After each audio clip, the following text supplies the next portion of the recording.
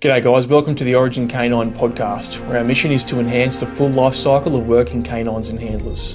The podcast is now available on YouTube and all major podcast platforms. If you're looking for our Australian-made tactical canine equipment, go to origink9.com.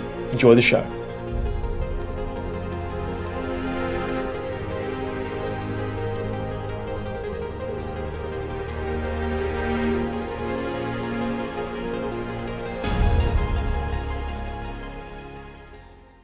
Alrighty guys, welcome to another episode of the Origin K9 podcast. This is take 2 for Tara. So Tara is my guest today. She's the first woman I've had on the podcast, thank the Lord. Second woman I've had on the podcast, but the first episode that's going to be released. Did another episode with the Canadian lady, but due to some conflict of interest with her work, we won't be releasing that episode, unfortunately, because it was really good. So I'll make the same joke that I made before, Tara. Don't fuck this up. I already did it. Wasn't recording. It's just as funny the second time, but it's funny because I was like, "Don't fuck it up, Tara," but I didn't even press the record button before, so that's just me deflecting the blame on you. Just gaslighting you. Anyway, thank you very much for coming on the podcast twice. I appreciate it. Thank you for having me. I appreciate it. That's all good. It's great to have you back. So Tara, we were talking about you growing up in Jersey. Tell us again about growing up in Jersey and then leading into the Merchant Marine Academy. Yeah. So, Jersey gets a bad rap. It's that people call it the armpit of America. They say it stinks. It's right below New York. But I grew up in kind of South Central New Jersey, and it's really not that bad there. Very suburban, white picket fences, the whole 9 yards. So very, very good childhood. Lots of opportunities. Great public school system with lots of opportunities to grow and excel there. So I really don't have any complaints. We kind of talked about the Jersey Shore in our first little chat. And that's probably the worst show to ever come out of New Jersey, just because none of those people are actually from there, and they all give us a really bad name. Yeah, because you see that show and you're like, oh man, it must be that must be what it like, but obviously it's just a stupid reality TV show, so they pick these outrageous characters, right? 100%. And, obviously it makes for good TV for them, but bad publicity for us. And it also made traffic and tourism in the area an absolute nightmare during that time as well. Yeah, because what years did that show come out? It was like 2010 sort of time. Oh goodness, I don't even remember. I had long since left home by then. Yeah. But there's some of your listeners may remember way back when MTV was still a big thing. MTV had the MTV Beach House in the summer. And when I was in high school, the beach house was actually in the same location basically as the Jersey Shore. So there's been a few shows that have come out of the area that have not been. And then of course, anybody, guilty pleasure, I'll admit it, Real Housewives of New Jersey. They also have summer houses down there. So again, we're not dealing with the best representations of our area. Yeah, why is that? Why do they film these weird shows in Jersey? Is there some undercurrent of those people, or? The only thing I can think is the proximity to New York, and a lot of those places, like where the people from the Jersey Shore came from, where a lot of the housewives come from. North Jersey, they come down to South Jersey for the summertime. And we actually call them, the name we use for them, and being from South Jersey, is Benny, and it stands for Brooklyn, Elizabeth, Newark, and New York, which are a lot of the areas that they come from and come down. So they, create all that summer traffic and all that kind of stuff. So I guess it's just because it's close enough to those folks that are wealthy enough to come down and have summer houses in the area and stuff like that. But I don't know. It's kind of not fair. Yeah, because I went there, like I said before, I went there in 2019 with my missus, and New York was awesome. We had the greatest time, but we stayed in Jersey for a period of time, and it was really beautiful. I really liked it. Yeah, there are some really awesome areas. We're talking about horses, excuse me, a little bit ago. Some really beautiful horse farms in like the western part of the state and stuff like that. So you just got to get out of the cities, really. Yeah, because we kind of at one point went to this like monster truck rally of all things, and we must have driven through a bunch of poor suburbs because it was a bit dilapidated. But then we got to these sort of, like you said, white picket fence, beautiful looking whitewashed houses kind of thing. So yeah, yeah, it just Yeah, seems like a bit of an eclectic mix of stuff. it really is. I mean, literally, you can get everything in the state just depending on where you are. Yeah. So what was that like then transitioning from Jersey into the Merchant Marine Academy? Like why did you do that? So I knew at a very young age that I wanted to go into the military. I actually wanted to enlist into the military from high school. At the time, I was only 17, and in order to do that, my parents would have had to sign because I wasn't 18, and they were not willing to do that. They really wanted me to go to college, which I appreciate. You know, they were looking out for my best interests. So I knew I wanted to go active duty in the military. So going into a federal service academy was kind of the next best thing, vice going straight active duty, because I was able to get a college education and still end up active duty, which is what I ultimately wanted. Yeah. And is this because of September 11? Like whereabouts in that sort of period were you looking to enlist? So I'm aging myself again. You see the theme here. But no, so September 11th actually ironically happened while I was a freshman at the Merchant Marine Academy. And if you can kind of picture this, um, you have the Long Island Sound, which separates New York City and Long Island, which is where the Merchant Marine Academy is. So everybody who was at school with us that day, we literally, very literally watched the second plane hit the tower, and we watched both the towers fall from the waterfront of our school. Um, Jesus. yeah, it Wow. was because we were in class and we got somebody came in and was like, "Oh my God, the World Trade Center is on fire!" And so of course, like we all run up to the roof of the building to like see if that's actually what's going on, and then lo and behold, um, and then we kind of obviously they canceled class after that, so we had nothing else to do. Everybody was just outside watching, and um, I mean it was hard to see, but like you could tell what happened when it went from like two buildings to just like basically a pile of smoke. Um, Yeah. but at that point, I'd already known that I wanted to go active duty. I thought I wanted to go active duty in the Navy at that time. It was shortly thereafter that I decided I wanted to go into the Army. It was really like once OEF really kicked off and all that, that I decided to go into the Army instead of the Navy. Is that because obviously you'd seen September 11 like fucking right there? Um, did you want to go to the army after that because you wanted to be closer to the action?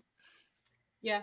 Um, again, watching everything kind of happen on TV, like as we made the initial push into Iraq and stuff like that, and seeing all of that kind of, really solidified um, that I wanted to be part of that, you know. Yeah. Plus, so as part of our college, we spend a year out at sea on merchant ships.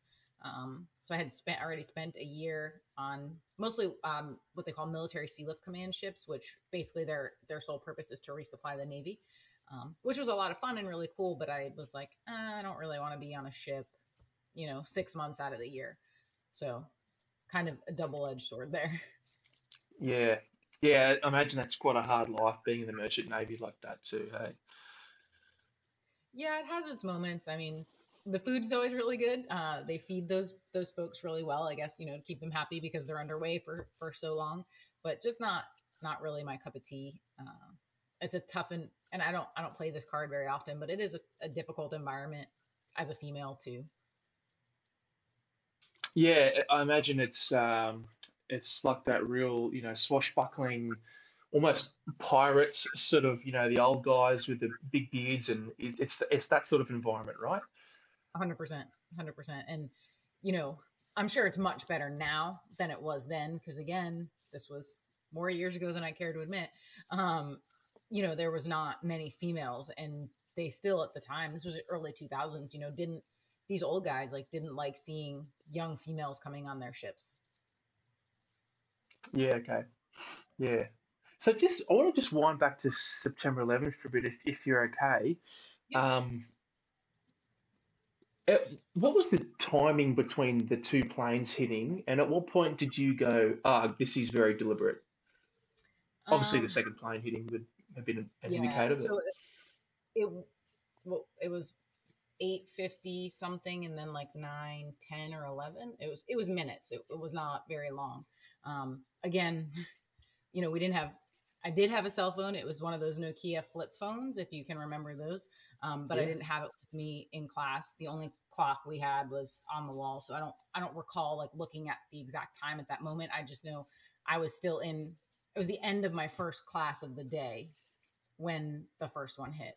Um, and in between classes, like I said, we and went up to the roof and saw that stuff.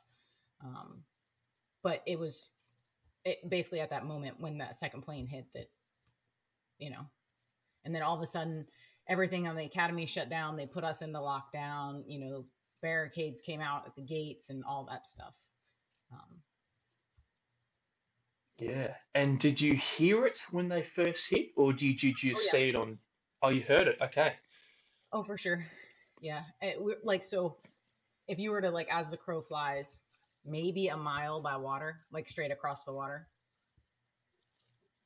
Wow. Okay. Yeah. Because I remember sailing on this like a touristy sort of boat when I was there in 2019, and I think we went. I don't know how close it would have been. Somewhere near that naval academy. There was a navy base somewhere where we were, but it's yeah. There's a lot of waterfront there where you get fucking front row seats to that sort of Yep. thing. Yeah. Oh man. So probably not the best memory, but do you remember seeing people jumping from the towers? Could you see that sort of detail? We couldn't see that. We were too far for that. But the thing I think that most of us probably remember the most is the smell. There was a line of smoke in the air that seemed to go on for miles, and it probably did, honestly. Um, and the smell, burning and burning flesh. If you've ever smelled that, it's pretty distinct smell. Plus, obviously, the burning buildings. Um, we have volunteer EMTs that are midshipmen at the academy. They went over to help with some of the rescue efforts because we had the boats and stuff like that. The academy was set up as it never got used, but it was set up just in case as a temporary morgue, basically, just as a place to put bodies if need be. Again, on the waterfront, it was a quick shot from where the towers were to where we were. Did you end up going over and assisting in the efforts, or they tried to keep you away because it was locked down? The only folks that went were those that were certified EMTs. Yeah. Did any of And those guys? Oh, go ahead, sorry. no, I was gonna say there's only a handful of them. And had the towers already collapsed at that stage? Mm-hmm. Oh, okay. So they didn't get crushed in the. No. They were. This was well after all of that. Jesus. Wow, that's intense, Tara. Very intense. Oh man. All right. Well, let's get past September 11, right? So, how long do you then have at college before you enlist in the army or commission in the army? Sorry. So it's a regular 4-year college, just like any other college. However, because of that year that we do out at sea, we did all of our college work in 3 years at the school, and then when you go out on the ships, they give you what they call a sea project, which is basically a year's worth of curriculum that you have to do on your own, and then turn in. It gets graded, and then they do an oral board when you get back. Okay. And what? So you put your hand up and then gone, yeah, I want to go to the army, or they were just. Yep. So at the time, they were heavily recruiting for transportation officers. Again, this was the initial push, the initial invasion, that kind of thing. and they really needed transportation officers. My degree is actually in marine transportation. Uh, not not super popular in the civilian world, but especially at the time, definitely had value for the Army and what they needed. Intermodal transportation and that kind of thing. So they were heavily recruiting. It was like, if you come in and you become a transportation officer, we'll send you anywhere you want to go. So no like signing bonuses or anything, but as much incentive as they could give. No signing bonuses. We don't have that in Australia. Hey, we don't have, to my knowledge anyway, like incentives to go to certain trades, for example. But there may be, I just don't know about it. But it seems like a somewhat common thing over there. They have these contracts, like a ranger contract, or you do, X, Y, Z. Most definitely. I think the guys, so where I live here in the Charleston area, Charleston, South Carolina, there's a really big nuke school for the Navy, and those guys get some crazy signing bonuses. Because of the danger or the proximity to nuclear material? Both, I guess. I'm honestly not 100% sure what the reasoning is. I also think it's, there's a very limited pool of people who can do that and have that knowledge. So they try to keep them. But they also know that these folks can go into the civilian world and make like 3 or 4 times what they're making on active duty. Or go to China and make 6 to 8 times. So you have this 20 something that they like dangle this number. Oh, we'll give you this much as a signing bonus, and in their mind, at 20 something, they're like, hell yeah, sign me up, and then they don't realize 6-8 years is a long time. Yeah, that 20 grand that you spend on your Dodge Ram or your F-150, it's gone. Exactly, and that's 100% what they do too. Mate, it's the same. It's the same here when people get like our equivalent of the VA payout. Like no one spends that on their injuries. They buy a new car, or they put it on the deposit for a house, and it's gone. That's what I did. Yeah. All right. So you've got your commission as a second lieutenant, as you would call it, in the Army. What year is that? And then what's your first posting? 2005. Yep. I graduated in June of 2005, and I was stationed at Fort Bragg. And embarrassing, I'm about to call myself out, but at the time I wasn't in the best shape of my life. So obviously, and at the time I was going to an aviation brigade within the 82nd, and that aviation brigade was coming off of jump status, but they still wanted me to go to jump school. And within the first week, I got injured. And as an officer, if you get injured, they don't recycle you. They send you back to your unit, and then it's up to your unit to send you back to jump school. Whereas if you're enlisted and you get injured, they'll keep you there, recycle you, let you get fixed up, and then put you back through the course. So as I went back to my unit and was no longer injured, which was really just injury because I wasn't in proper shape, if I'm being honest, the aviation brigade went off of jump status. So there was no reason for me to go back to jump school. So I actually have a tattoo that says regret nothing. I really try to not live my life with any regrets, but if I could change one thing, it would be going back through jump school. Interesting. Yeah, because I had a conversation recently to someone that was posted to Fort Bragg to the 82nd, and I didn't realise that everyone on that base, like it's an airborne brigade or whatever it is, the whole base is airborne, except for the aviation brigade. The aviation brigade went off. Well, now I say that this was 2005. So it could have changed since then, but when I was there, the aviation brigade went off of jump status. And they were the only ones within the 82nd that were not. Yeah, aviation too. Yeah. How I wound up in an aviation brigade, I have no idea. Well, because you were logistics, right? You were like transportation logistics, right? I mean, all of those units need logistics. Yeah. Broken helicopters need fixing, and parts need to get moved around. Yeah, bullets don't fly without supply. Exactly. So what's that like then, being with the 82nd, and you've obviously got the CAG guys in their little compound as well? Is that an interesting base to be on? It's awesome. It really is. There's so much tradition. If you're into that sort of thing, so much camaraderie. It's really cool. It's different than. So I was only ever in one other base in the Army before I got out of the Army, but just the difference in those two units, the atmosphere, it's night and day. It really is. At the time, I was young and dumb and didn't really appreciate being there and being a part of it. But I look back on it now, and I'd go back in a heartbeat. It was really awesome. Yeah, awesome. Yeah, because I got a couple of mates that were in Bragg at about that time, so like Rick Hogg and a couple of guys like that. Um, so your first deployment, take me through that. How was that? First deployment was to Iraq in 2006. Um,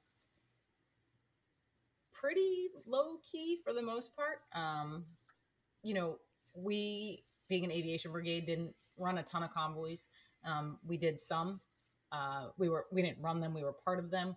Um, and the cool part about that was, being in an aviation brigade, the standing order was that if any of our folks from our unit were in the convoy, we had air support, no questions asked, which was not something that a lot of convoys got back then. Shit. So Yeah. yeah, it was pretty badass, like pretty good feeling when you're, riding down the road and there's a 58 like hovering right over your head. You're like, okay, I think we're good, right? Um, not much to worry about. So our unit was actually um, our squadron was split up at three different bases. So if you're familiar with Mosul, we had one troop at Mosul. We had a troop in Talafar, which is where I spent the majority of my time, and then we had another troop down um, at Spiker, which was further south. So a lot of my job was, when aircraft would break, helping parts move back and forth between the three bases. Um, it meant I got to kind of fly around a lot, and we did all of our flying in helicopters, which was pretty neat. Pretty neat experience. Some of the best sleeping I ever did in the back of a 47 in the middle of the night. Yeah. And were you working with a lot of contractors back then, like the security contractors? Not nearly as much as my second deployment. The only contractors really there, so we were on a really small base. It was us and then a forward reconnaissance unit, and there's a special forces unit on the other side that like we never ever saw. And so there really wasn't a ton of stuff. Um, you know, Even the other bases, like down at Spiker and stuff, like they had like the little stands for like green bean coffee and like the random fast food places and stuff. We didn't have any of that where we were. It was just us basically. Um, but when even Kuwait, like, so Kuwait was a pass through for us on our way there, and that was fairly built up. Well, I went back through Kuwait in 2014, and the changes even there were insane. So lots of build up in that time. Yeah. So do you like that small base living? Was that your jam, or was it like a bit uncomfortable? Or Looking back on it, it was actually pretty awesome. I really did enjoy it. Kind of, I don't I don't really know how to explain it, but it was like a simple way of life. It was kind of just us out there, so we didn't have much to worry about. Like I said, the only third country nationals were like people who worked in like did the cleaning and like emptying the or the porta potties and that kind of stuff. Whereas going to Afghanistan 2014 was a whole different ballgame. yeah, yeah, definitely, yeah, especially out in Afghanistan. Well, at least at that point, anyway. Early on, I think it was pretty fucking rugged. Yeah. Yeah. So what was that like operationally? Were you guys getting rocketed, or was there a lot of reports of like IEDs, or what was the threat like? So where we were, it was fairly minimal. Going over to Mosul was a little bit busier. They had some rocket attacks and stuff like that. Spiker wasn't so bad, but where we were, honestly, like I said, we were kind of in the middle of nowhere. It was pretty quiet. If Talifar was actually like one of the first cities that got turned back over to the Iraqis when we started to pull out. So a good place to be. You know, like I said, Yeah. fairly low key, fairly quiet. You know, obviously we had incidents.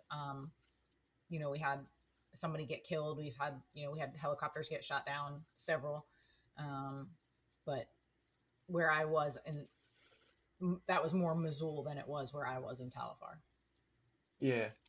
What's that like experiencing those sort of things on your first deployment? Pretty eye-opening, or were you you were expecting those things and mentally prepared? Um, I don't think anything can mentally prepare you for that. You know, so I remember the exact moment when I found out that my friend was killed.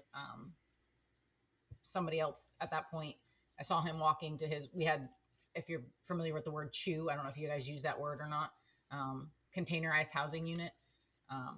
He was basically his room. He was coming out and he had all of his flight gear. He was a pilot. And I was like, what are you doing? You're not supposed to fly today. And I will never forget the look on his face. And he looked at me and he said, Matt got shot. I have to go. And I literally just remember being in shock. Is this real? Is this actually happening? Is this actually real life? Is he actually saying these words? It was very surreal. So at that point, my troop commander and I made our way up to the TOC and listening to the radio traffic and watching my friends, including our squadron commander, get into helicopters and fly to where these guys were still actively involved in a gun battle. I can't explain it. I literally cannot explain that feeling. Yeah. So your friend Matt, was he part of a convoy, and I imagine they were ambushed or something? What was the situation there? He was actually a pilot, and he got hit by a sniper round while flying, literally Jesus. through his helmet, Wow. That through is the unbelievable. windshield of the aircraft and through his helmet. And he was pilot. So in the Kiowas, there's pilot and the pilot in command, and then basically the co-pilot, and he was pilot in command, and the guy who was flying with him had the wherewithal, actually landed the helicopter in front of the hospital. But I mean, there was nothing they could do for Matt. He was gone. And I think for me, the most fucked up part, sorry for saying that, but the most fucked up part was the guy who was flying with him. They kept him in country, and I'm sure they had their reasons for that, but he would make weird jokes about oh yeah, don't fly with me, you'll get killed. And I guess that was his way of dealing with it, but I don't know. It was bothersome, Yeah. Yeah, that dark humor can be a bit hit and miss sometimes. Probably from his perspective, maybe it was, he was just processing it, or he's trying to push it That's true. away, and then you guys didn't appreciate it.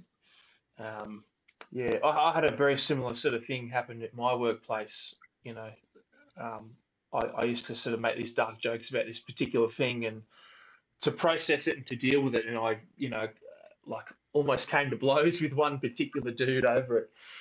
So yeah, it's a funny space. Hey, we've all got that dark humor, but sometimes some people don't appreciate it. And everybody has to grieve in their own way and deal with things in their own way. But I was personally just surprised that they kept him in country, and allowed him to continue flying. I can't imagine what that was like for him. I literally cannot imagine. Yeah. Our squadron commander was actually super close with that pilot that was killed. And some years later, our squadron commander actually wound up committing suicide. Ah, Jesus. Because of this particular incident or the accumulative effects of deployments and Honestly, I don't know. Once I left Fort Bragg, I lost touch with them altogether, but I obviously found out it had to be, 4 or 5 years later. So I imagine just cumulative of everything, but stereotypical, one of those guys that was super mentally and physically strong, you know, God, family, the whole nine yards. You would never, ever, ever expect that from him. Yeah. Yeah, that's always a strange one. Hey, you just can't pick it, right? You can't Yeah. pick it. Man, that's so sad to hear. Especially, you know, post-war and post-service when things were all over, people still fucking battle with that stuff. Hmm. Yeah. Unfortunately, suicide is a big theme on my podcast. We talk about it a lot. It just happens to come up. I've got my own experiences with it. It just sort of comes up a lot. So, and I'm sorry you had to deal with it as well. Yeah. It sucks. There's no other way to say that. Yeah. Well, look, let's get past that deployment. I want to get to subsequent deployments and your change in service.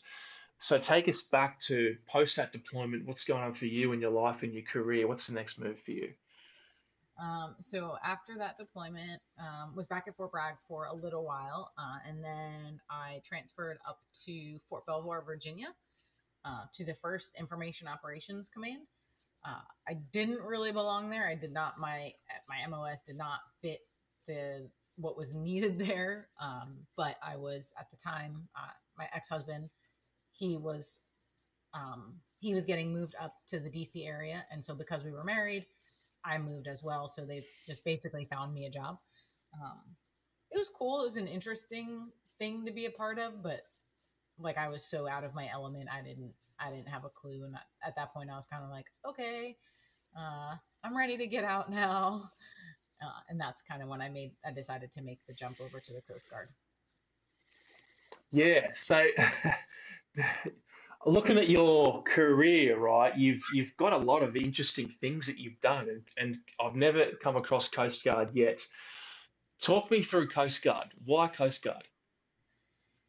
So it kind of just fit, right? My degree being in marine transportation, my background being, in with boats and shipping and all of that. It it Absolutely. just it just made sense. Coast Guard headquarters was not far from where I was stationed in the Army, so plenty of opportunity. And at the time, I thought I didn't want to deploy anymore. So I thought, okay, well, I'll go in the Coast Guard and I won't have to deploy. Worst case, if there's a hurricane, I'll go somewhere for a few weeks, right? Little did I know uh, that I would end up in Afghanistan, but I actually volunteered for that, so that's a whole nother story. Yes, and we're going to get to that. But it was just kind of a logical step for me. I thought about, well, I had tried and had gotten a conditional offer of employment with the police department when I was getting out of the Army. And during my stress test, they found out I had tachycardia. It literally happened while I was doing my stress test. So the police department was like, well, we can't hire you until you get this fixed. And I was like, well, I'm getting out of the Army. I'm not going to have medical. How am I going to get this fixed? So that was a deciding factor as well. Stay on active duty, get the medical care, get it taken care of, and then move on. So sorry, can you say that condition again? Tachycardia, just Tachycardia.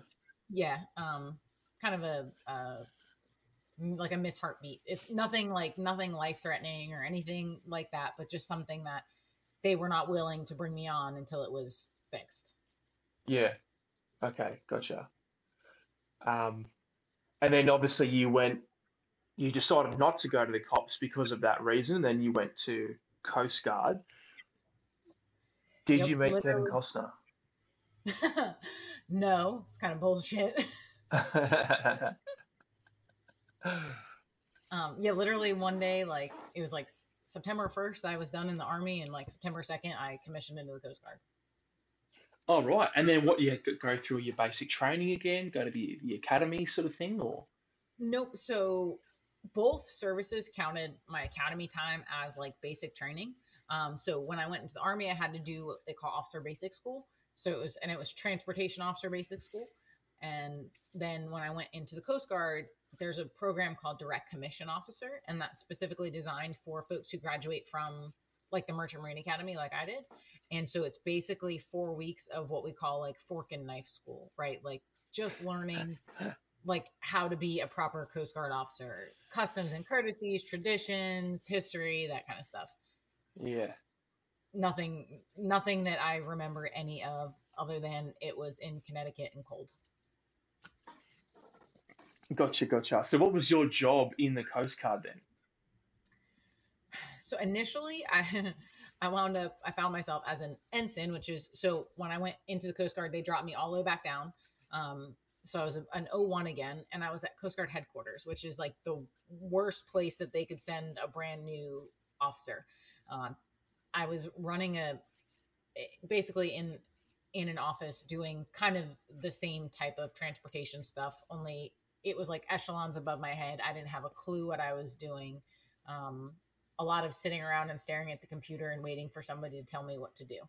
Um, but had some cool experiences as well. I got to play Admiral's Aide a couple times, which again is like pretty crazy as an O1. So got to sit in on some briefings with the Commandant of the Coast Guard, which at the time the Commandant of the Coast Guard was an absolute badass, and I loved him.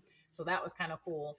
But like here I am with butter bars on my shoulder, like baby O1 sitting in this room, and it's like nothing but O6s and above, like captains, and then like the Commandant's there, and you're just like, what am I doing here? Like how did I get in this room?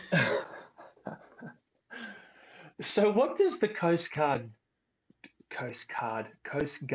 do? What's their role? Well, it depends. So you have like search and rescue missions. You have like the icebreakers, who are, like in the cold parts of the world. I would say search and rescue is like the biggest thing that everybody's going to know the Coast Guard for, that and like drug interdiction. And that's a lot of what the boats do, is the drug interdiction. So I was also stationed, when I went into the reserves, I was stationed at two, what they call sectors, which I don't know, not even, can't even explain what a sector does, because a sector in the reserves doesn't do a whole lot, if I'm being honest. A lot of just augmenting active duty and being prepared to go if something happens. So obviously the Coast Guard does a lot, like with all the natural disasters. They have folks down at the southern border. So they do a lot of augmenting, especially within the Department of Homeland Security and stuff like that. So as a reservist, your job is to always be ready to go. So a lot of what we would do on our drill weekends is just prepare to go, if that makes sense. Yeah. Make sure you're always, in the green, like your medical's up to date. All of your paperwork, your SGLI, all that stuff is like up to date. All of whatever certifications you need are up to date. If you are in like a law enforcement role, that you do your, biannual firearms and stuff like that. So lots of just getting ready. And I'll be honest, as a Coast Guard reservist, weekends at a sector could be kind of boring. Okay. Because the only real like reference I've got with the Coast Guard is I keep calling it Coast Guard. I think it's because their earphones like cut out my voice a bit, so I sound weird. Only reference I've got for the Coast Guard is that movie with Kevin Costner and what's his name? The Ashton Kutcher. Ashton Kutcher. When they take the piss out of him on The Simpsons or something, and then there's that footage of those dudes like banging on the roof of that submarine, like interdicting that submarine in American waters. That's it. Is that kind So of the so honestly, the guys who do like the rescue swimmers, like yeah, from the movie, like that is and anybody who listens may argue, but literally that school is the hardest school in all of the military. It has the highest attrition rate, and what those guys go through is unreal. But you got to think about what they're doing. Like, yeah, Navy SEALs are badass and they do all kinds of really cool shit, but what those rescue swimmers do, like jumping out of a helicopter into basically like a hurricane on the water, is unreal. They will forever have my utmost respect, and they are absolute badasses. The drug runners and stuff, the guys like out there interdicting, like the guys bringing in smuggling drugs, like, yeah, that's really cool and all. However, like they don't just, it's not like you're out there like as a patrol officer and a police officer, like, oh, look, here's a car, I'm going to stop it. Oh, wow, I found a bunch of drugs, right? Like these guys are getting intel, like, oh, there's going to be this boat coming this way. We're going to intercept it. So it's cool, don't get me wrong, but the other stuff to me is way cooler. Yeah. Yeah, it's always a funny one. Hey, like I think people confuse the cool stuff with the like they get wrapped around the axles with like the attrition rate, and then there's the cool stuff that you do. And so you're right, like the seals do a heap of cool stuff, and they've got a fucking hectic little course going on, the bugs and whatnot. But like in Australia, for example, um, like our dog squad, for example, has like because of the size of the state police and then the size of the dog squad, the attrition rate is massive, and same as the fire brigade. Like it's like 5,000 people apply, and like 100 will get accepted, for example. So when you talk attrition rates, it's some of those obscure little departments you don't hear a lot about that have the biggest attrition rates, right? Yep, 100%. Yeah. Yeah, cool. That's super interesting. So during your time in the Coast Guard Reserve, so you I'm just looking at your notes here. So you spent a couple of years mucking around the active reserves, and then you've gone back. Sorry, then you've gone to the cops in 2011. What else were you doing when you were in the Coast Guard Reserve? So, so I was active duty in the Coast Guard for 2 years, and then I went into the reserves. When I went into the reserves is when I got back onto the or got into the police department, same police department that was going to hire me prior, Oh, in gotcha. Virginia. And in 2013, I saw the Coast Guard does stuff that they call them solicitations. It's basically like, hey, we've got this opening, we need somebody to fill it. And they send it out to all the reservists, and they give you the option of like applying. There was a mission in Afghanistan, and literally they brag about this, so they tell you less than 1/2 of 1% of the entire Coast Guard has ever participated in this mission, um, and they were soliciting for it. And I applied, and it was between me and one other officer. And the only reason I got it over him was because of my time in the Army, and the mission specifically was working with the Army. So I guess I kind of got lucky, um, in beating him out for that. And so 2014, I spent the majority of the year, over in Afghanistan. But so from 2011, are you an active police officer from 2011? Yep, and So I you're still. I'm sorry. oh no, go ahead. Yep, so I still was in 2013 when I applied, but because you get orders, like even though I volunteered to go on that mission, I still get what title title um, Title 14 orders, which basically says like you are being recalled to active duty. So your employer, no matter who they are in the United States, has to hold your job for you while you're gone. Okay, all right. So there's a couple of things to unpack here. You're still part of the Coast Guard Reserve. You're in the police department, and then you're deploying in Afghanistan 2014.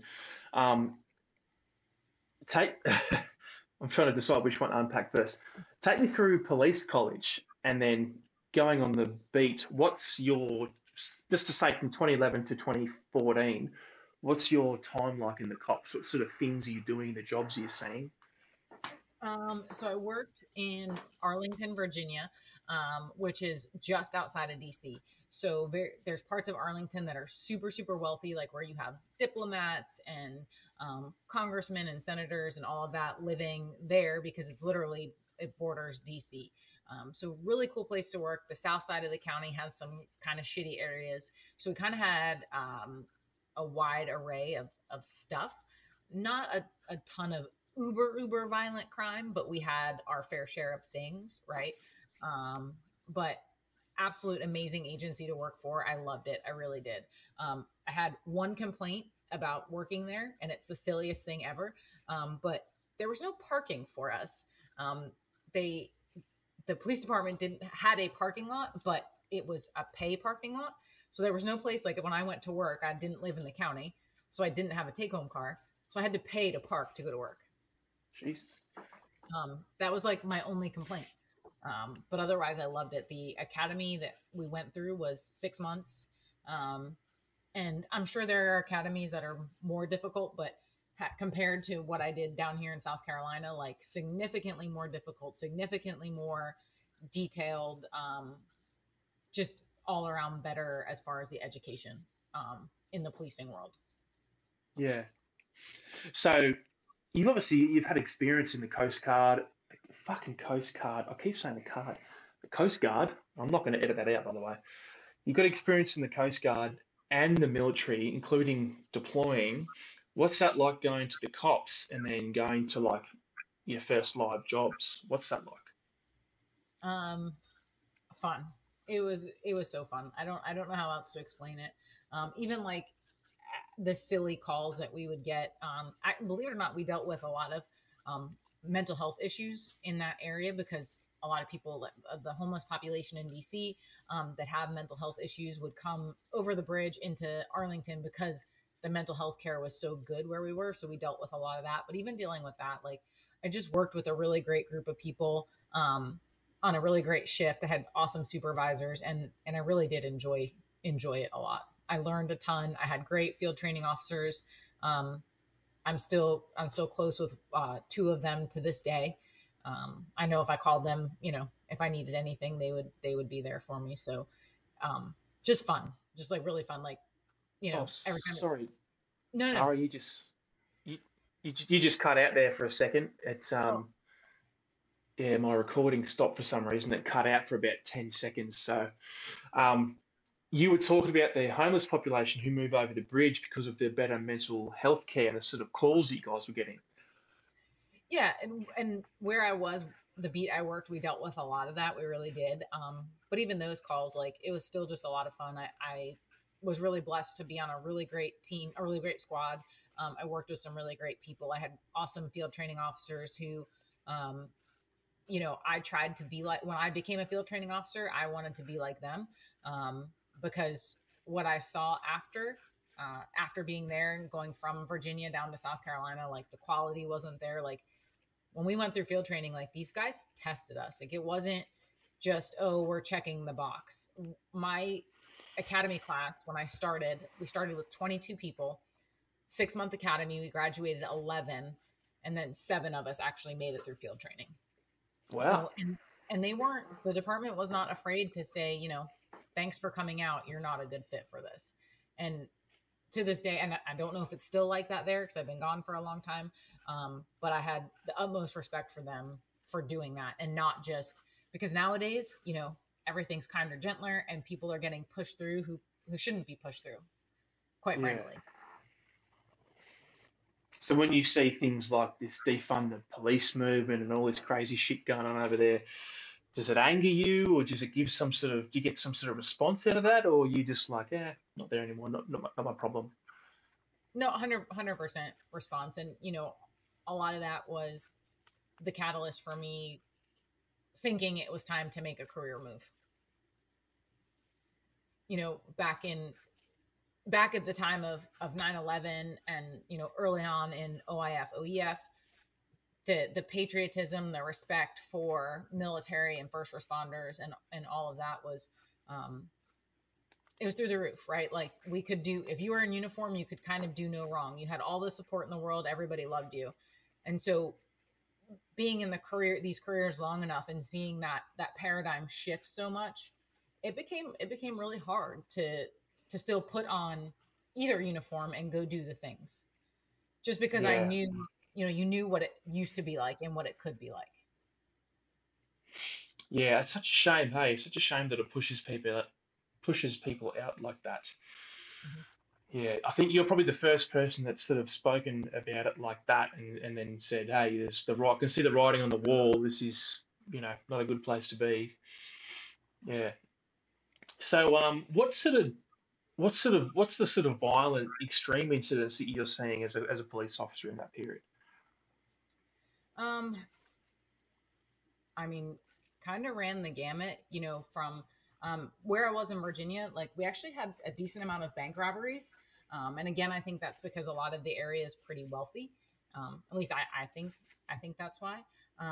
We would get the occasional shooting, lots of shoplifting, a lot of, again, kind of like the mental health. A lot of what we dealt with was stuff that came over from DC into the Arlington area. Down here in South Carolina, kind of the same, much more mental health issues. up in Virginia, I mean, I felt like that was what I dealt with like every other call. Um, but down here in South Carolina, you know, the same kind of thing, like burglaries, some shootings, that kind of thing. Yeah. Okay. Any particular incidents that stand out for you? Oh goodness. uh, yes, but no at the same time. You know what I mean? Like yes, but it's funny you kind of block a lot of them out. I think probably one of my personal favorite memories with my dog was a robbery that had just occurred at a convenience store. Um, and I tracked to a parking lot, and we got like literally to a parking space. And along the way, we're like finding money and other evidence and stuff. We got to this parking spot. My dog had its nose to the ground the entire time. He picked up his head and kind of looked around.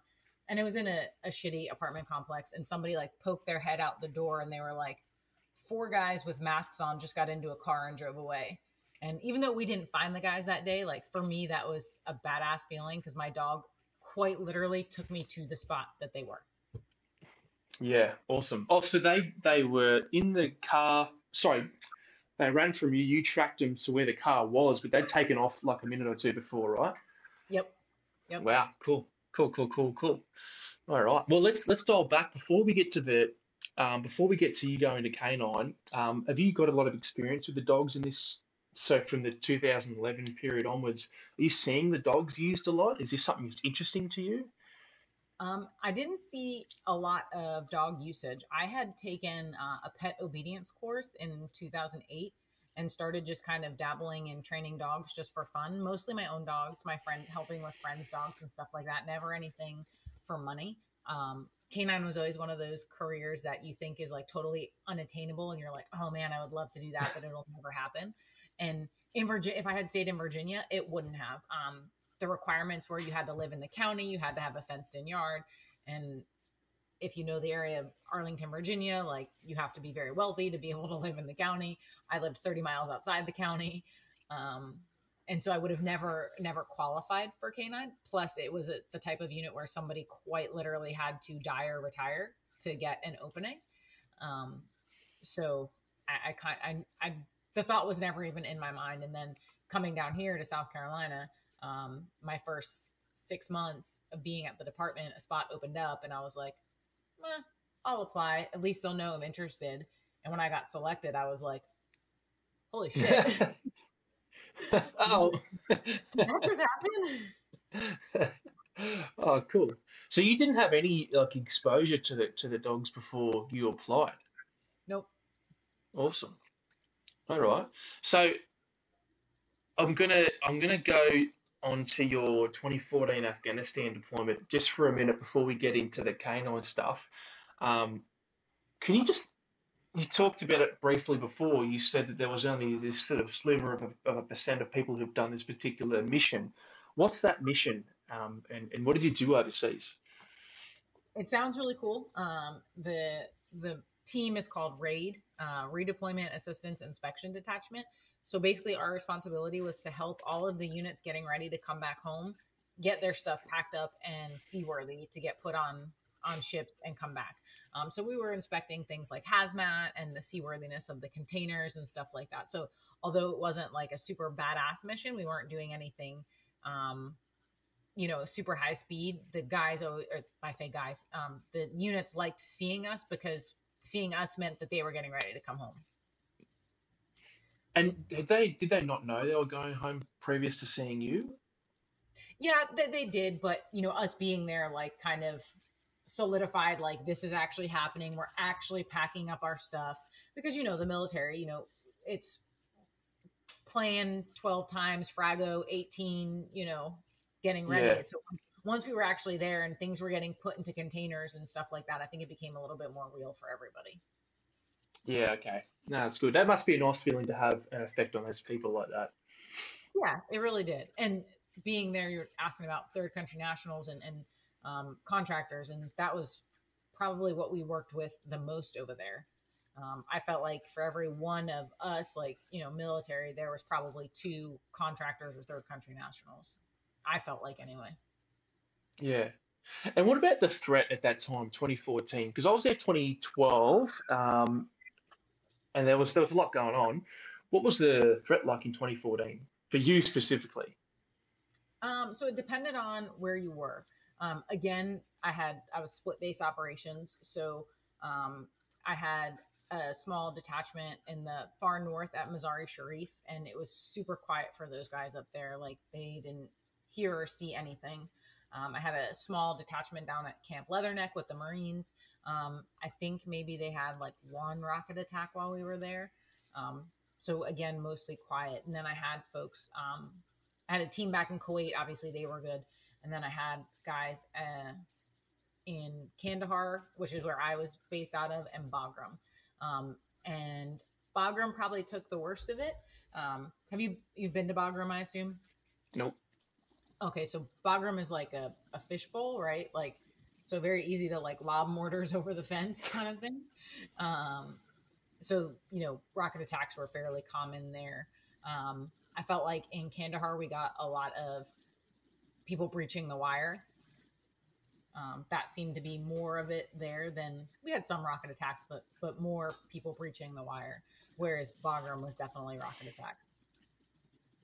So the guys breaching the wire, were they actual bad guys, or they were just like some local retard that just like cut his way through a fence? I'll be honest, I don't really know because it typically happened in the middle of the night. So the alarms would go off and you're like trying to sleep and you're like, I don't give a fuck. I'm just trying to sleep. I have a Yeah. gun. If they come in my room, I'll shoot them, Yeah, it's funny. Yeah, you definitely develop that apathy towards some of those incidents that maybe somebody else might be like, oh my god, the base is being invaded. Yeah. Like I distinctly remember like having rocket in Bagram rocket attacks while we were eating lunch, and it was like chicken nugget day, and I was like, I'm not missing this chicken nugget, so I'm like under the table, like reaching around, like grabbing chicken nuggets, like I'm not. These are not going to get cold. As if like a fucking table is going to protect you anyway, right? I know. Yeah. All right. So was that about the extent of what you guys were doing over there? That was your mission. You fulfilled that, and then you sort of came home. Yep. That was it. We traveled to some of the outlying fobs as like because at that time a lot of these like smaller outlying fobs were closing down, so we got to Yeah. travel to some of those, which was kind of cool. Again, those guys were kind of living like I did when I was in Iraq, like none of the built up stuff or any of that kind of thing. So Do you go out to any SF bases like with Dev or CAG or Green Berets or anything like that? mm-mm, did never got the opportunity while we were there. Yeah, okay. And I think they're mostly in places like Kandahar and stuff anyway. Um, so 2015, right? You leave your Arlington department, and then you go. That's when you go to South Carolina. Hmm. Talk me through changing departments. So I'll be honest, I wouldn't have. I would have stayed in Arlington.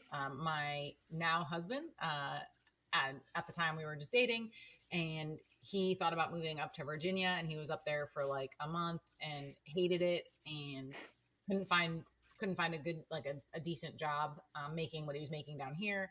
So he was like, "You want to move to South Carolina?" And I was like, "Sure, I can be a cop anywhere, right?" I had nothing holding me in Virginia at that point. My family is still in New Jersey, so he asked, and I was like, "Sure, I'll move down." I briefly thought I was going to get out of law enforcement. For a couple months, I tried my hand at real estate. Oh, Basically, did not. It just didn't go well. We'll just leave it at that. Um, no, no, and tell me. I want to hear about it. there's really not much. I just like I couldn't sell anything. I was a friend, actually the person we bought our house from. She was kind enough to like kind of take me under her wing and try and help me, but I don't have the personality for that. So it never took off. And there was a Is couple that because incidents. it was? Oh, sorry. Go ahead. Go ahead. No. I honestly don't know what the reason behind it was. I just think it's my personality and dealing with people. I'm not very good at faking the funk. So the nice part about dog training is I can tell people how blatantly honest I'm going to be. Like, hey, your dog's a hot mess. But I say it nicely. But I can still tell them the truth. Yeah. Yeah, you don't strike me as the sort of person that could go into that sleazy real estate sort of space, and which is a compliment, by the way. Yeah. Yeah, no, I'm the same. I don't think I could go into that sort of space. It's just not me. Like if I can't talk to someone like this, I'm like, Matt, don't Yep. want to do it. Can't fake it. Can't pretend to use big words and put a suit on and slick back my hair and nah, no way.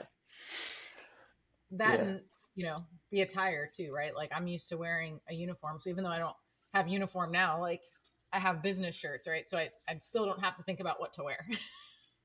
yeah, me too. The only thing I have to think about is do I want to wear Origin K9 or do I want to wear some cool shirt that somebody's given me to rep their business? That's all I have to think about. Right. Yeah. All right. So talk me through their like moving over to the new department and what was better, what was worse, and then getting into K9. That's what I want to hear about. um so when I got hired down here, the man who was the chief he's incredible. I love him. uh if he decided to come out of retirement and become chief somewhere, I would probably consider going back to law enforcement. He was just a great guy. I was actually going to get hired by another department, and excuse me, they had given me a conditional offer, put me through all of like your psychological and medical testing and all that stuff. And I went to the interview at this department with the intention of telling them, hey, thanks, but I got hired elsewhere. And the chief, like I had my interview with like the captains and stuff, and they were like, hold on. And I told them like, thank you for this opportunity, but I got hired here. And they like, hold on a second. And I went in and sat down with the chief personally. And I walked out of there and I was like, this is where I'm supposed to be. Like it just felt right. It felt So comfortable. And I just loved his whole aura. that's so good. That's the opposite of what I hear a lot of the time about shit leadership, pushing people away, people hating on the culture, and that's so good that you had a boss that like inspired you like that. Did he continue to inspire you like that? He wound up retiring probably, what is it, a little over a year after I got hired. Yep. Um, and his replacement was okay. I'm still close with him and his wife to this day. Their dogs stay with me regularly. Um, I like him as that chief. I liked him as a person, very much as a person. Um, he was much more liberal as a chief.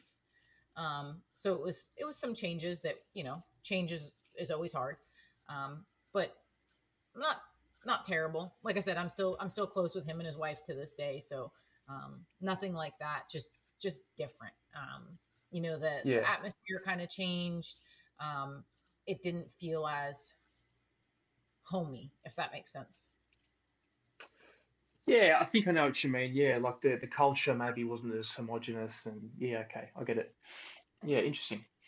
So talk to me about Canine. Why did you apply? I applied because the spot came open, and I thought there's no chance in hell I'll get it.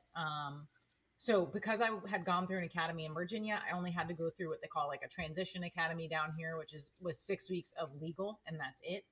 Um, and I was actually in my last week of that transition academy when the spot came out, and I told my husband, I was like, well, I'm going to apply. At least they'll know I'm interested. So when another spot comes open, maybe I can get that one once I've been here longer.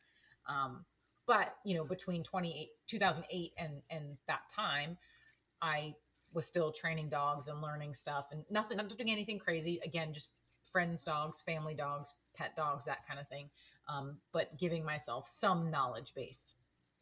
And I think that's kind of what put me over the top compared to the other candidates at the time, was just because I had that little bit of knowledge and experience. Okay.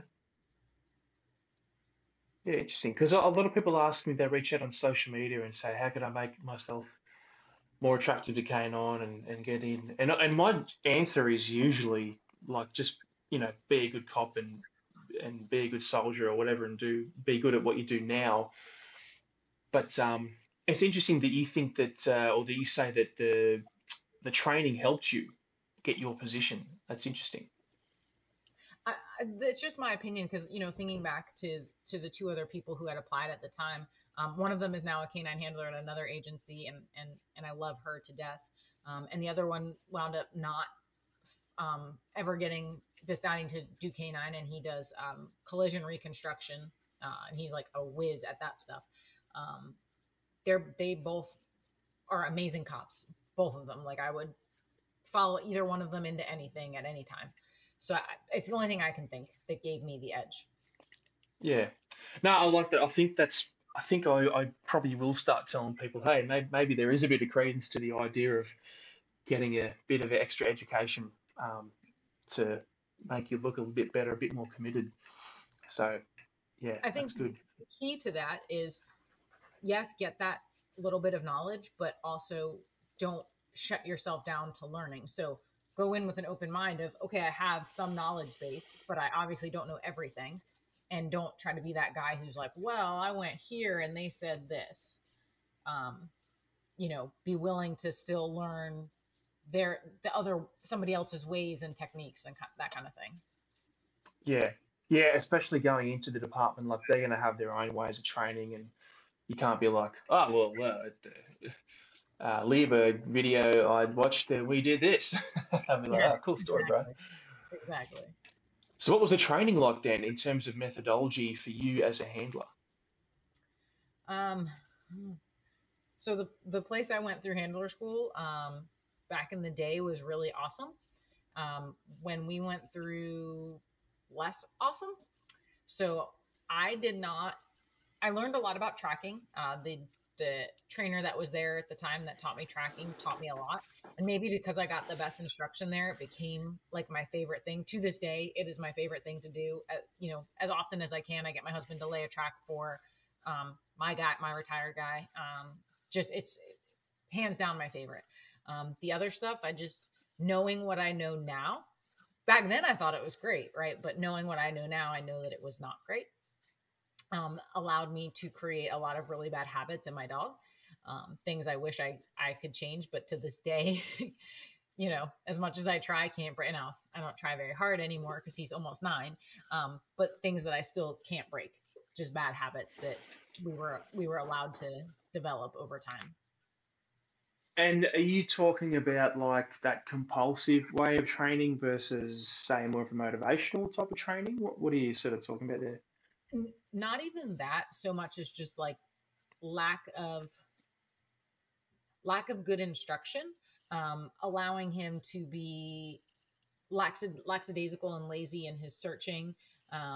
Me not having good timing on my rewards, him becoming, reliant on me or looking back at me before paying for like dope hides and stuff like that, just because my timing was off and nobody ever corrected that. And at the time, Okay. I didn't know any better. Oh, okay. Because, yeah, sometimes I speak to people and they talk about some of the methodology they used in the early parts of their career was, very check chain heavy and compulsive based, but it doesn't sound like you were doing it that way, right? No, not where we went to school. Now, when we came back from school, we're in the Southern United States is very much good old boy network, right? And everybody who does it has learned from the person who did it before them. And we do it this way because we've been doing it this way for 100 years. So there is still agencies in the area that do partake in that methodology and that are very heavy handed. If you even try to throw out the word food in training, like you might as well slit your wrists, that kind of thing. Turn up the e-collar all the way, the Garmin 550 to a 7 high and fry the dog in the submission. And yeah, again, I think that was part of my demise. I took over as K9 unit supervisor in 2017. And Yep. when I was given that job, I took it very seriously. I literally, like, that is what changed my life. That is when dogs and K9 became my life. I knew that I didn't know as much as I needed to know. And I quite literally spent every waking moment learning and training and trying to better myself so that I could better the unit. And I got to a point where I knew more than a lot of people, especially command staff. And when I stopped just, yes, sir, yes, sir, yes, sir, and started pushing back and saying, no, but that was not received very well. Yeah. So before we get to your time as like the capability manager or the canine manager, what sort of jobs are you doing as a handler and how do they sort of play out? Because I know that when we spoke previous to the podcast and everyone always does it, oh, I'm not that interesting and you don't want to speak to me. You were like, oh, I didn't get any bites. And I was like, I don't care. um, what sort of jobs are you doing? Like, because you said a lot of people would give up, right? Talk me through what's a typical job with you when you first started. So when I first got on the unit, they were very big on traffic stops. Like they wanted us out there being proactive, making traffic stops, arresting bad guys, getting dope off the streets. Drugs, guns, and wanted people. Drugs, guns, and wanted people. That's what they wanted us doing. So the majority of my time was spent making traffic stops and looking for all of those things. And if we weren't doing that, or if we weren't actively, engaged in a traffic stop, just backing up the patrol officers and being available if a canine was needed for whatever, whether it be, a free air sniff of a vehicle or a track or insert whatever here. Okay. So what do you do when you pull someone over? Do you rip the dog out and straight away go, hey man, I'm about to search your car for some drugs and stuff? Or do you sort of you assess the situation and then go, maybe this warrants a further look? Yep. So just like anything, there's laws and stuff that govern what we can and can't do with that kind of thing. So you have to establish, your reasonable suspicion to think that there's more going on than what they're saying. And then the dog can come out. But, you have to go through and you have to use your verbal judo to get through and figure out, is there not something? Okay, all right. And are you doing a lot of this based on like number plate stuff and criminal history checks and those type of things? Um, you mean like the traffic stops? Like, Yeah, traffic stops. so honestly, for me personally, like my traffic stops were always totally random. Obviously, we would kind of hang out in the areas where we knew the neighborhoods were not the best, and we would, stop a lot of cars coming out of those neighborhoods or whatever. But for me personally, like I get bored pretty easily, so I'm not good. I was never one of those cops that could like sit in one spot and just watch. I was much more drive up and down, check the areas, and wait for something in those areas, but not just sit still and watch, if that makes sense. Yeah. So was that like your command directive? They were like traffic stop, traffic stop, traffic stop. Yep. What about like tracking offenders? Was that maybe not higher on like the command priority list, but is that something that was common in terms of what you saw? Like physical tracking, like getting the dog out and tracking? Yeah. Like bad guy was last seen here, ran that way, and then you track. So 100% like command would want a dog there for any kind of situation like that where somebody could be tracked. Gotcha. So yeah, we always had to be available for that kind of thing. And how many of those sort of jobs did you get? How many? I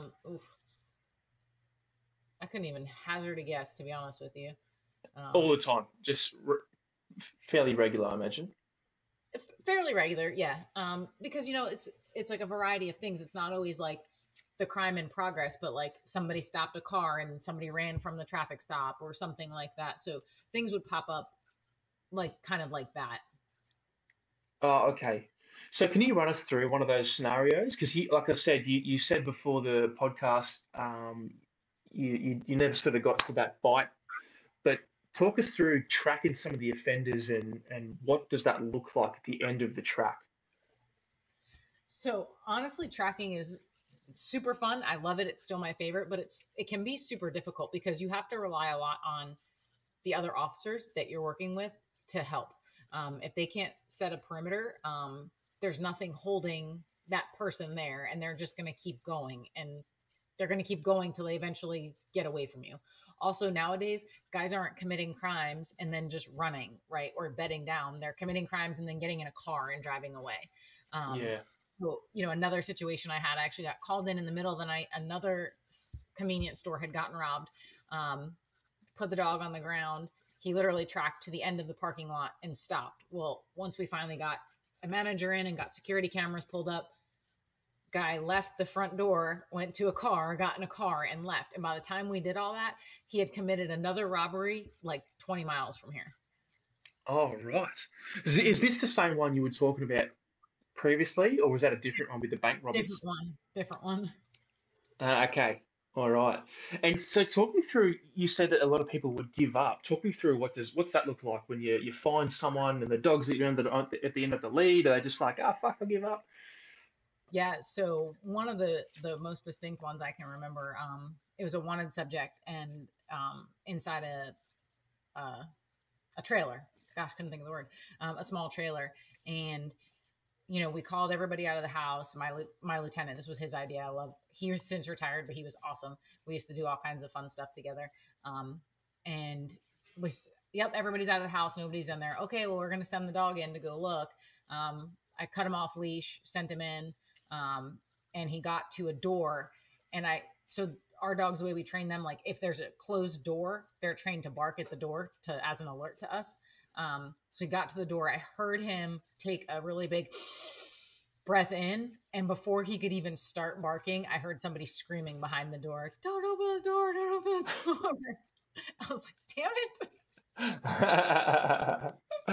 So what do you do? That you move inside, you clip him up, Yep. and then go, Yep. come So I on, bro, had and then I had two other officers with me, so we made it. We essentially cleared our way to that door, but it was a trailer, so as you can imagine, not a lot of space to clear because it was small. And we got to the door. I pulled the dog back. We gave him commands to open the door and come out and stuff like that. And he was taken into custody. But had the dog right there. That way, if things went south, at least we still had that option. and how often does that happen for you that you'd go do a track or a search and then you would encounter somebody that would then give up? For me, if we got to a point where there was somebody, always. Um, I, I find that these guys that do these things are more afraid of getting bit by a dog than they are of getting shot. Um, I get it. I've been bit. It hurts. So I understand that. But yeah, like there's so I started at this agency in 2015. It's now 2023. There have been two bites at the agency since that time. Um, the first one happened in like 2016 and probably shouldn't have happened, but it worked out in the end.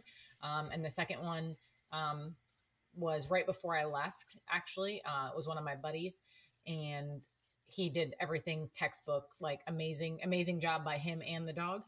Um, the guy, and I forget what they found out he was on, but he was definitely on something because this dog is a beast and had him by the leg, and this guy wasn't even like acknowledging the pain. Shit. Okay. Yeah. Is that like an ice induced Yeah, I fervor don't. sort of thing? Yeah, I don't. I know they drug tested him. I don't remember what he was on, but I do know he was on something. Yeah. Oh shit. But do you consider that a win though? So for you personally, like, yeah, you said you didn't get to sort of bite anyone, but do you consider that a win when you track them, find them, they give up, and they get taken into custody? Absolutely. Do you? It's obviously a bit. It might be a bit of a sore point for you because you brought it up. But do you? Did you want to get bites, or are you just happy with the way things turned out? It's one of those things that's, again, it's a double edged sword because there's so much liability and paperwork and everything else that comes with a live bite. And there's the potential for things to go really, really well, but also the potential for things to go really, really bad. So Yeah. um, I wish we had more successful tracks, meaning I wish we found more people on tracks. But again, it kind of goes back to what I was saying. It's really difficult in today's world to have successful tracks, especially in a smaller agency where you don't have as many officers that can set up a really solid perimeter and stuff like that. Um, so yeah, like I'm honestly, would it be cool to have that feather in my cap, have that feather in his cap? Yeah, it would have been cool, but I'm not bitter about it. You know what I mean? Yeah. Yeah, I'm with you too, right? I think that would be really like it'd be in terms of like a adding it to your list of experiences in life and your job. Yeah, definitely, it's something you want to do. But yeah, I was just curious if that was like a bit of a sore point for you, or if you were pretty happy with your career and the way things have sort of panned out. So this is going to sound really cheesy, but this dog literally changed my life. I would not be doing any of the things I'm doing. I would not have had a quarter of the experiences that I've had in the last 6 years, 7 years that we've been together. And so I wouldn't change a second of it. He is, he is my best friend. I spend more time with him. I have since I got him in March of 2016 than I have with my husband, honestly. Yeah. And what's your dog's name? Apart, I did not name him. He came to me with that name. I just didn't change it. Apart, as in like rip apart? Yep. Is that the premise of that name, to rip apart, or just No, as apart? he came from overseas with that name, so Oh, no, okay. So it might be some like weird Dutch thing like no, apart or something. I don't know. yeah, no Talon. Yeah, okay. No, that's strange. Where'd he come from?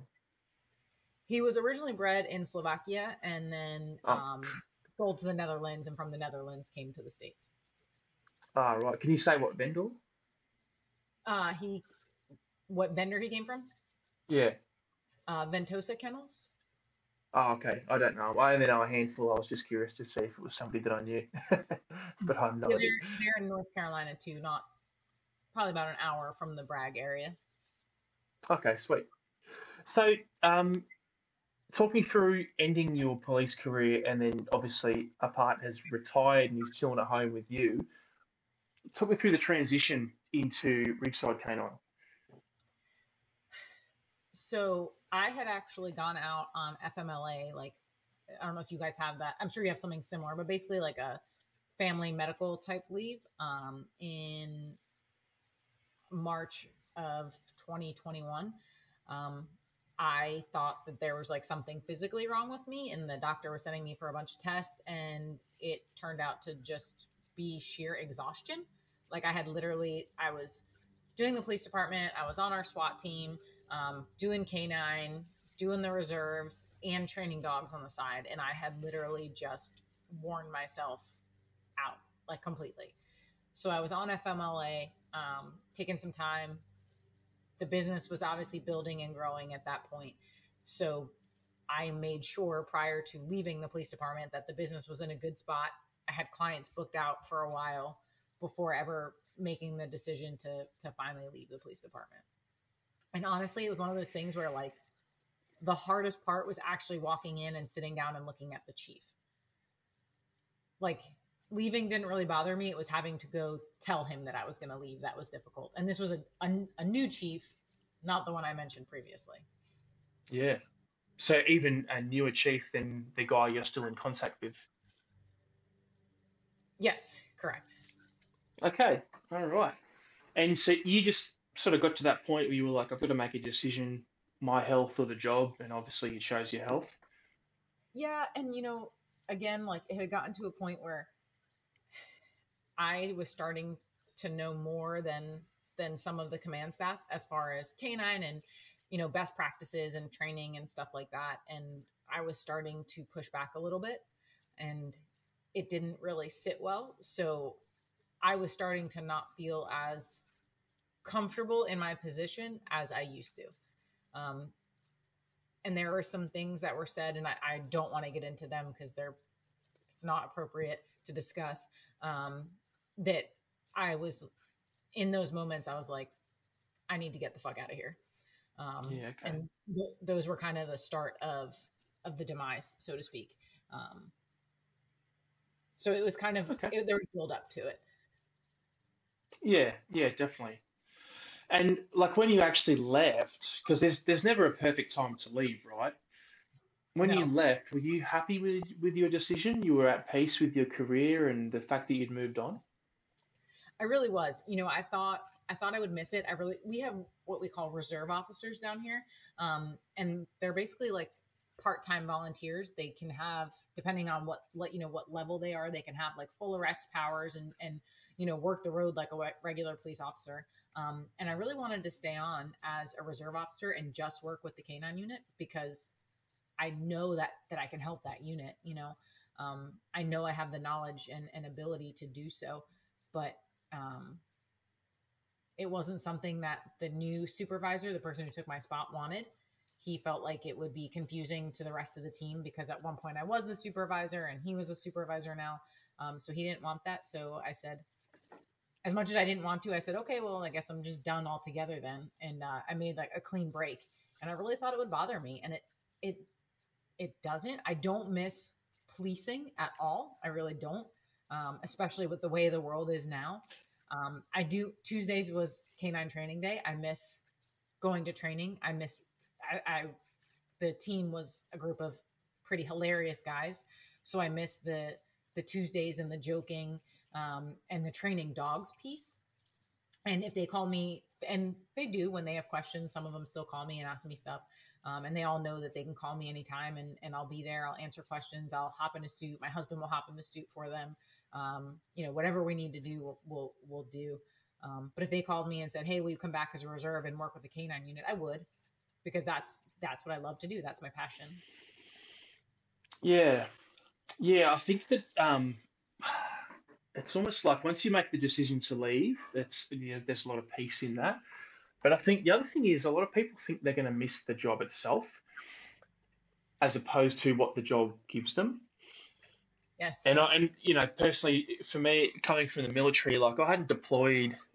So my last deployment was 2016. So I hadn't deployed in like 3 years by the time I got out. I actually didn't miss the deployment stuff.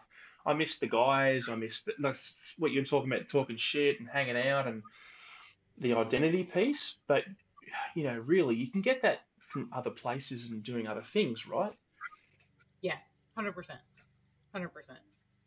I thought I would. I thought I would really miss it. I was, the fear of, am I going to miss it? How am I going to feel, was greater than anything. And then once I remember walking out of the department from telling the chief, and a girl she's a friend of mine. She also happens to be one of my trainers. She was with me. She kind of came, she waited in the parking lot, and we were going to do dog stuff after. And I just kind of came out with a smile on my face, just the weight of the world had been lifted off my shoulders.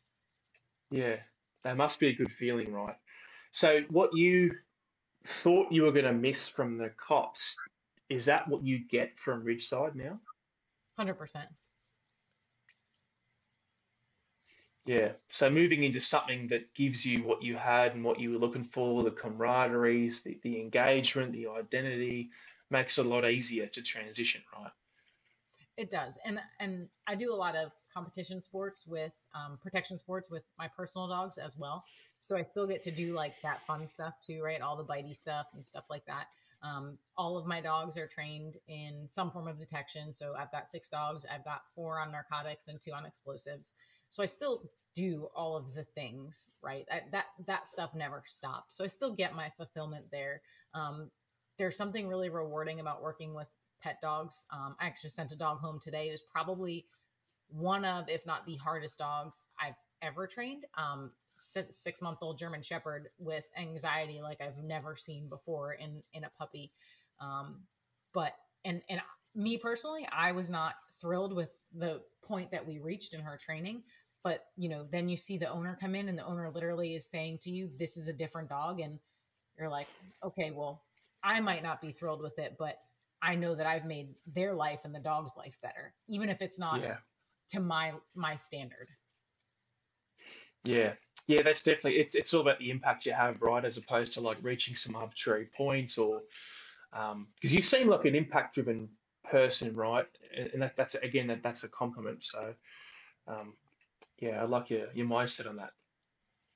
Yeah, we've had a few dogs come through where it's we're the dog's last option. It's us or euthanasia, and getting to work through some of those issues and get these dogs to a point that they can, with management, still live in the home and be alive and all that stuff.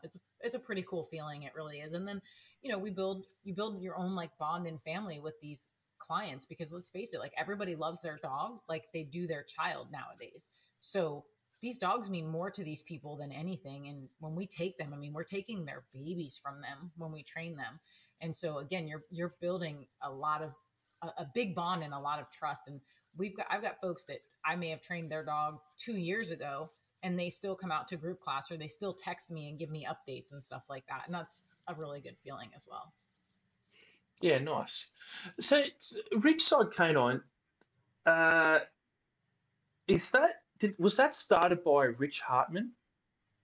No. So Rich is Ridgeside K9, Northern California. Ridgeside K9 was actually started by Aaron Taylor in Virginia. And he is definitely somebody you should reach out to and have on the podcast, because he is an absolute badass. Okay. And way cooler than me. He's a retired canine handler. He's a Marine, and he's a retired canine handler from Loudoun County, Virginia. So you'll have to text me. I was going to write it down, but definitely text me that. Yes, I will. For sure. And so he started it, and then he started expanding from there. And so Eric from Working Dog Radio has Ridgeside K9 Ohio. Rich has Ridgeside K9 Northern California. We have North Carolina, Colorado, Central Florida, Tampa. We're kind of all over now. Yeah, that's right. Because I had Eric on the podcast, and we were talking about it. And for whatever reason, I thought maybe he'd started it, and then I was on Police K9 Radio when I went over there, and then obviously Rich is on that podcast. So I thought, maybe Rich started it, but Aaron Johnson, hey? Yeah, Aaron Taylor. Aaron Taylor. Oh, sorry, Aaron Johnson. I know an Aaron Johnson. Aaron Taylor, but okay, sweet as. Lucky I didn't reach out to Aaron Johnson. I just get some dude on the podcast going, oh. I don't know why the fuck I'm here, but here I am. Come on, Aaron Johnson, give us the deets. Okay. So if somebody wants to reach out, get some dog training, just talk shit, invite you on their podcast, whatever, where are they going to reach you? So I don't personally do Facebook. I stopped that many years ago. I have a personal Instagram. It's kind of long. It's Bells, BELLES 619_K9 apart, APART. I don't think there's any other K9 aparts out there. So if you search that, you probably find us. Obviously the business page is Ridgeside K9 _Somerville. And the business page is on Facebook as well. Not just Instagram. I'll be honest, my husband handles most of the social media for the business. God bless him for that. Because that's one thing I can't handle. But obviously I do my personal, but we answer that stuff every single day. So it's probably the easiest way to get us, really. Awesome. Cool. All right. Hey, thank you so much for coming on the potty. I really appreciate it. I appreciate how generous you were with your time and telling us your stories, and sharing some of your vulnerabilities and some of those things we spoke about. So yeah, and don't hang up. I'm just going to press the stop record button. We'll stay on the line. Okay. All right. Hey, thank you so much for coming on. I very much appreciate it. Thank you for having me. It was really fun. You're righty. Oh, press the button there. Thanks for listening to that episode of the Origin K9 podcast. If you like what you heard and you want to hear more, subscribe to the YouTube channel, give us a rating on your podcast platform, or go to origink9.com for our tactical canine equipment, which includes collars, leads, harnesses, and merchandise. Thanks for listening, guys.